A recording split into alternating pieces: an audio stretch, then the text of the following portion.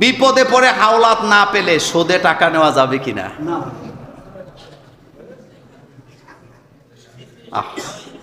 আপনারা হাসেন না, এই প্রশ্নটা আসলে সত্য। আমাদের দেশে এখন হাওলাত চাইলে কেউ দেয় না, সুদে চাইলে মসজিদের সভাপতিও রাজি। কথা কন না কেন? আসরের নামাজের পরে মসজিদের সভাপতির কাছে বয়ে কয়, ভাই ছেলেটা বিদেশ যাবে, সব টাকা দেওয়া আসে, শুধু ফ্লাইটের টাকাটা বাকি, টিকিটটা কাটলেই যেতে পারে। কয় আমার কাছে টাকা টোকা নাই।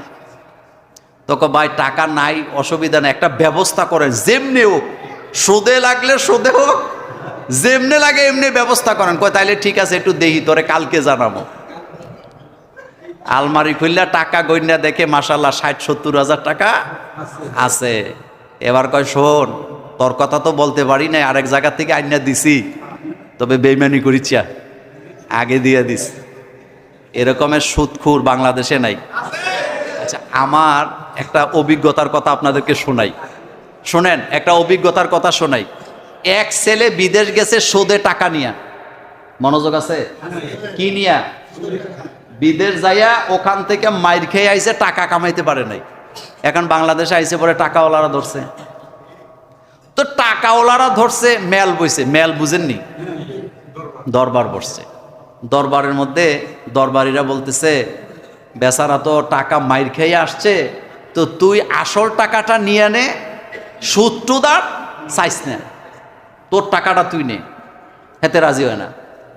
অনেক চাপাচাপির পর যে টাকা নিছে হেতে বলতেছে, আমারে চাপাচাপি করে লাভ কি, আমি কেমনে মাফ করবো, বরং যে আসল মালিক সে যদি মাফ করে আমার আপত্তি নাই।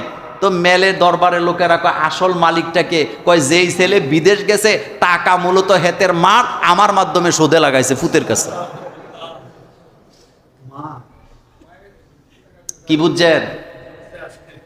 বাংলাদেশের মানুষ বাটপাড়িতে পিএইচডি করা, এইটা করতে থিসিস লাগে না। বাংলাদেশের মানুষ বলেন বাটপাড়িতে, কিন্তু এই পিএইচডি করার জন্য কোনো থিসিস টিসিস লাগে নাই, কোনো শিক্ষক ইউনিভার্সিটি লাগে না, এতে নিজে নিজে পিএইচডি করছে। যারা বাটপাড়ি করে আপনি তারা থামাইতে পারবে না, এতে কোনো না কৌশলে করবেই করবে। মা ছেলের কাছে সুদে টাকা লাগাইছে আরেকজনের মাধ্যমে বিদেশ যাওয়ার জন্য, এই ব্যাপারটাকে আপনি স্বাভাবিক মনে করেন? না, অস্বাভাবিক।